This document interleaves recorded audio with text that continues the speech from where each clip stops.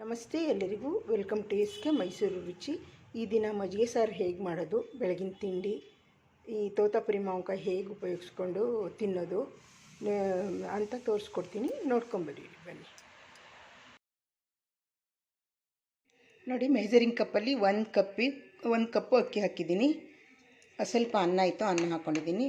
1 spoon ಉದ್ದಿನಬೇಳೆ, 1 spoon ಕಡಲೆಬೇಳೆ, ಮೆಂತ್ಯ ಮತ್ತು ಇದು ಸೀಮೆ ಅಕ್ಕಿ ಸ್ವಲ್ಪ. ಇದನ್ನಿಷ್ಟನ್ನು ಕ್ಲೀನಾಗಿ ತೊಳೆದು ಸಂಜೆವರೆಗೆ ನೆನೆಸ್ತೀನಿ. ಅಂದರೆ ಒಂದು 4-5 ಗಂಟೆ ನೆನೆಸ್ತೀನಿ. ಇವಾಗ ಕ್ಲೀನಾಗಿ ಒಂದು 3 ಸಲ ತೊಳೆದು ನೆನೆಯಕ್ಕಿಡ್ತೀನಿ. ಸಂಜೆ ಮೇಲೆ ಈ ರೀತಿ ಮಿಕ್ಸಿ ಜಾರ್ಗೆ ಹಾಕ್ಕೊಂಡು ಅಕ್ಕಿನ, ದೋಸೆಗೆ ನೆನೆಸಿದ ಅಕ್ಕಿನ ರುಬ್ಕೊಳ್ತಾ ಇದ್ದೀನಿ. ನೋಡಿ, ಈ ರೀತಿ ರುಬ್ಬಿದ್ದನ್ನ ಒಂದು ಬಾಕ್ಸ್ಗೆ ಹಾಕ್ಕೊಳ್ತೀನಿ. 2 ಟ್ರಿಪ್ಗೆ ಹಾಕ್ಕೊಳ್ತೀನಿ ಸ್ವಲ್ಪ.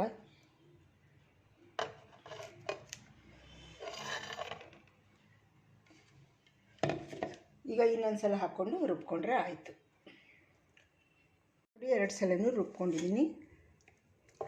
ಇವಾಗ ಬೆಳಗ್ಗೆವರೆಗೆ ಫರ್ಮೆಂಟೇಷನ್ ಆಗಕ್ಕೆ ಬಿಡ್ತೀನಿ. ಉಪ್ಪು ಹಾಕಲ್ಲ.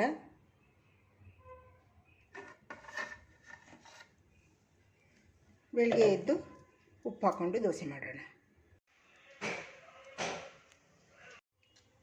ನೋಡಿ, ಇಷ್ಟು ಗಟ್ಟಿ ಇರಬೇಕು.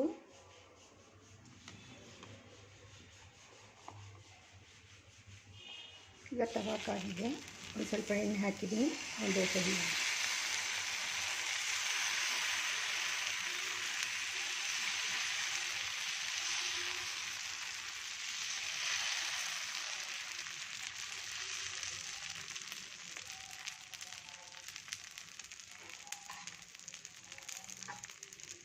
ಒಂದು ಪ್ಲೇಟ್ ಮುಚ್ಚೋಣ. ಇವಾಗ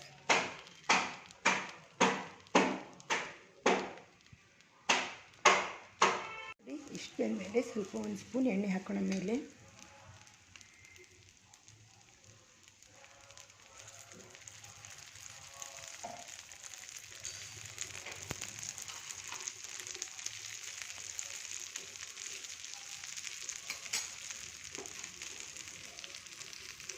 ನೋಡಿ, ಇದಾಗಿದೆ. ಒಂದು ಸೈಡೇ ಬೇಯಿಸೋದು ನಾವು.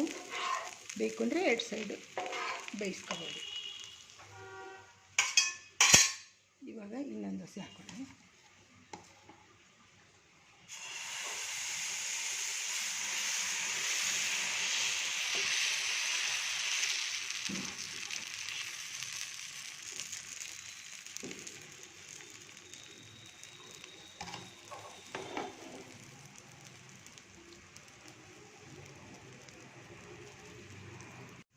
ಇವಾಗ ಇದಾಗಿದೆ, ತೆಗೆಯೋಣ.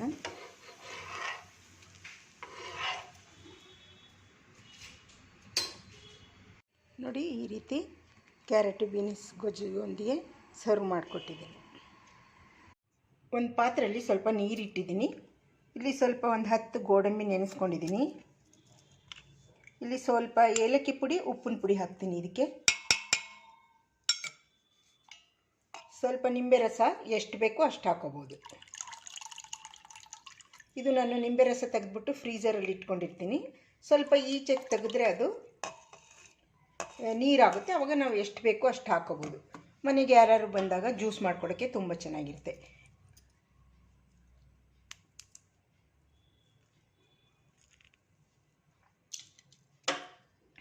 ಇವಾಗ ಈ ಗೋಡಂಬಿನ ರುಬ್ಕೊಳ್ತೀನಿ. ನೀರು ಹಾಕಿದ್ದೀನಿ ಅಲ್ಲ, ಈ ಗೋಡಂಬಿ ಇದೇ ನೀರಿಂದ ರುಬ್ಕೊಳ್ತೀನಿ. ಇದು ನಿಂಬೆ ಉಪ್ಪು ಹಾಕ್ತಾಯಿದ್ದೀನಿ ಸ್ವಲ್ಪ. ಇದು ಅಂಗಡಿಲಿ ಸಿಗುತ್ತೆ. ನಿಂಬೆ ಉಪ್ಪು ಕೊಡಿ ಅಂದರೆ ಕೊಡ್ತಾರೆ. ನಿಂಬೆಹಣ್ಣಿನ ಜ್ಯೂಸ್ಗೆ ಹಾಕಿದ್ರೆ ಇದು ಕರ್ಕೊಳ್ಳುತ್ತೆ, ಆಮೇಲೆ ಕರಗುತ್ತೆ. ಸಕ್ಕರೆ ಎಲ್ಲ ಕರಗಲಿ. ಇವಾಗ ಈ ಗೋಡಂಬಿ ರುಬ್ಕೊಳ್ತೀನಿ. ಇವಾಗ ನಮಗೆ ಎಷ್ಟು ಬೇಕು ಒಂದು ಅಳತೆಗೆ ಸಕ್ಕರೆ ಹಾಕೋಬಹುದು.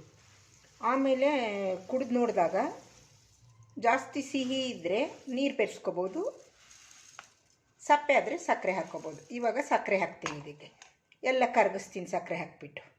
ನೋಡಿ, ಈ ರೀತಿ ಗೋಡಂಬಿನ ರುಬ್ಬ ಹಾಕಿದ್ರೆ ಏನಿದು ಜ್ಯೂಸು ಯಾವುದು ಅಂತ ಇದು ಮಾಡ್ತಾರೆ. ಚೆನ್ನಾಗಿರುತ್ತೆ ತುಂಬ.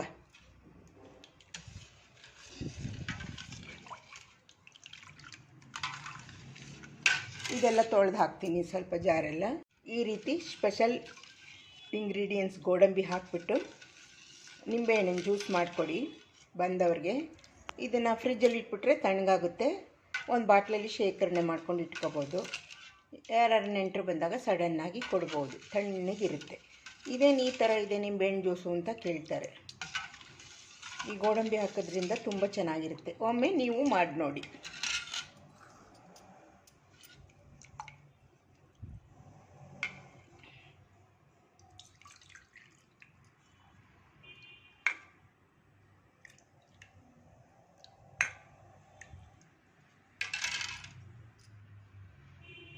ಈ ರೀತಿ ಬಂದವ್ರಿಗೆ ಲೋಟಕ್ಕೆ ಹಾಕಿ ಕೊಡಿ.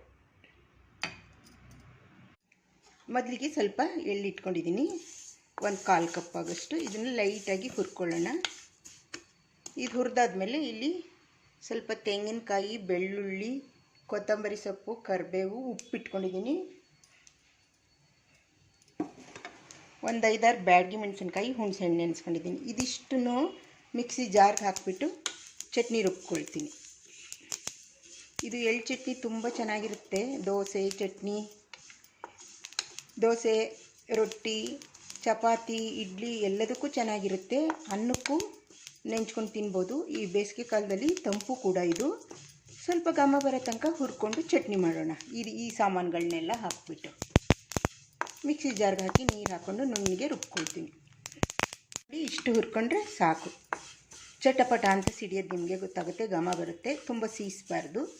ಇವಾಗ ಸ್ಟವ್ ಆಫ್ ಮಾಡಿದ್ದೀನಿ. ಇದೆಲ್ಲ ಸ್ವಲ್ಪ ತಣ್ಣಗಾದ್ಮೇಲೆ ಜಾರ್ಗೆ ಹಾಕಿ ನೀರು ಹಾಕ್ಕೊಂಡು ರುಬ್ಕೊಳ್ತೀನಿ. ಚಟ್ನಿ ಜಾರಿಂದ ಒಂದು ಡಬ್ಬಿಗೆ ತಗೊಂಡಿದ್ದೀನಿ. ಇವತ್ತು ದೋಸೆಗೆ ಎಳ್ಳು ಚಟ್ನಿ, ಬೆಣ್ಣೆ ದೋಸೆ ಮಾಡ್ಕೊಂಡಿದ್ದೀನಿ. ಈ ರೀತಿ ನೀವು ಮಾಡ್ಕೊಂಡು ತಿನ್ನಿ. ಒಂದು ಪಾತ್ರೆಗೆ 2 ಸ್ಪೂನ್ ಎಣ್ಣೆ ಹಾಕಿದ್ದೀನಿ. ಸಾಸಿವೆ, ಕಡಲೆಬೇಳೆ, ಉದ್ದಿನಬೇಳೆ, ಜೀರಿಗೆ, ಮೆಂತ್ಯ ಹಾಕ್ತಾಯಿದ್ದೀನಿ. ಈ ಸಾರಿಗೆ ನೀವು ಮೊದಲು ಬೇಕಾದ್ರೂ ಒಗ್ಗರಣೆ ಮಾಡ್ಕೊಬೋದು, ಇಲ್ಲ ಲಾಸ್ಟಲ್ಲಿ ಬೇಕಾದ್ರೂ ಒಗ್ಗರಣೆ ಮಾಡ್ಕೊಬೋದು. ಸ್ವಲ್ಪ ಹಿಂಗೆ ಹಾಕ್ತಾಯಿದ್ದೀನಿ. ಇವಾಗ ಈರುಳ್ಳಿ, ಹಸಿಮೆಣಸಿನ್ಕಾಯಿ, ಬೆಳ್ಳುಳ್ಳಿ, ಕರಿಬೇವಿನ ಸೊಪ್ಪು ಹಾಕ್ತೀನಿ. ಇದು ಸ್ವಲ್ಪ ಫ್ರೈ ಆದರೆ ಸಾಕು. ಆಮೇಲೆ ಖಾರ ನಮಗೆ ಬೇಯಿಸಿ ಸ್ವಲ್ಪ ಫ್ರೈ ಆಗಲಿ. ಇದು ತುಂಬ ಬ್ರೌನ್ ಆಗೋದೇನು ಬೇಡ. ಇಲ್ಲಿ ಸ್ವಲ್ಪ ಕಡಲೆ ಹಿಟ್ಟು ತೊಗೊಂಡಿದ್ದೀನಿ. ಇದಕ್ಕೆ ಹುರ್ಗಡ್ಲೆ ಹಿಟ್ಟು, ಕಡಲೆ ಚಟ್ನಿಗೆಲ್ಲ ಹಾಕ್ತೀವಲ್ಲ ಆ ಕಡಲೆ ಹಿಟ್ಟು ತೊಗೊಂಡಿದ್ದೀನಿ. ಇದಕ್ಕೆ ಸ್ವಲ್ಪ ನೀರು ಹಾಕಿ ಕಲಿಸ್ಕೊಳ್ತೀನಿ. ಇವಾಗ ನೋಡಿ, ಇಷ್ಟು ಬ್ರೌನ್ ಆದರೆ ಸಾಕು. ಇದಕ್ಕೆ ಒಂದು ಸ್ಪೂನ್ ಸಾಂಬಾರು ಪೌಡ್ರ್ ಹಾಕ್ತಾಯಿದ್ದೀನಿ. ರುಚಿಗೆ ತಕ್ಕಷ್ಟು ಉಪ್ಪು. ನಾವು ಎಷ್ಟು ಮಜ್ಜಿಗೆ ಹಾಕ್ಕೊಳ್ತೀವಿ ಅದ್ರ ಮೇಲೆ ಖಾರದ ಪುಡಿ ಹಾಕೋದು, ಸಾಂಬಾರು ಪೌಡ್ರ್ ಹಾಕೋದು ಡಿಪೆಂಡ್ ಆಗುತ್ತೆ.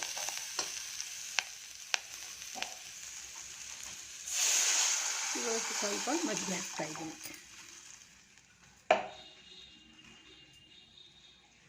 ಸ್ವಲ್ಪ ಕಾಯಿ ತುರಿ,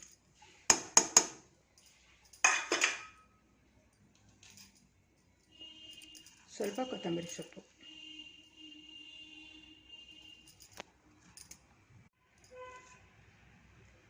ಹುರ್ಗಡ್ಲೆ ಪುಡಿ ಕಲಸಿ ನೀರಿನಲ್ಲಿ ಕಲಸಿ ಹಾಕೋದ್ರಿಂದ ಸಾರು ಸ್ವಲ್ಪ ಗಟ್ಟಿ ಬರುತ್ತೆ. ಉಪ್ಪು, ಖಾರ ಎಲ್ಲ ಹಾಕಿದ್ದೀವಿ. ಹುಣಸೆ ಹುಳಿ ಹಾಕೋದು ಬೇಡ, ಮಜ್ಜಿಗೆನೇ ಹುಳಿ ಇರುತ್ತೆ. ಇವಾಗ ಸಾರು ಚೆನ್ನಾಗಿ ಒಂದು ಕುದಿ ಬರಲಿ. ನೋಡಿ, ಸಾಂಬಾರು ಚೆನ್ನಾಗಿ ಕುದೀತಾ ಇದೆ. ಇಷ್ಟು ಕುದ್ರೆ ಸಾಕು.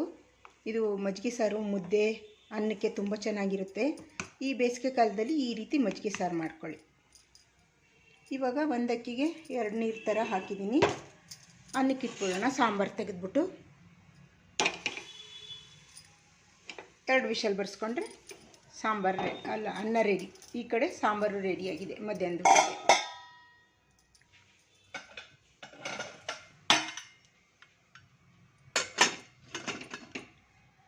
ಎರಡು ವಿಷಲ್ ತೊಗೊಳ್ತೀನಿ. ಇಲ್ಲೊಂದು ತೋತಾಪುರಿ ಮಾವಿನಕಾಯಿ ತೊಗೊಂಡಿದ್ದೀನಿ. ಕ್ಲೀನಾಗಿ ತೊಳ್ಕೊಂಡಿದ್ದೀನಿ. ಇದನ್ನು ಕ್ಲೀನಾಗಿ ಸಣ್ಣ ಕಟ್ ಮಾಡ್ಕೊಳ್ಳೋಣ.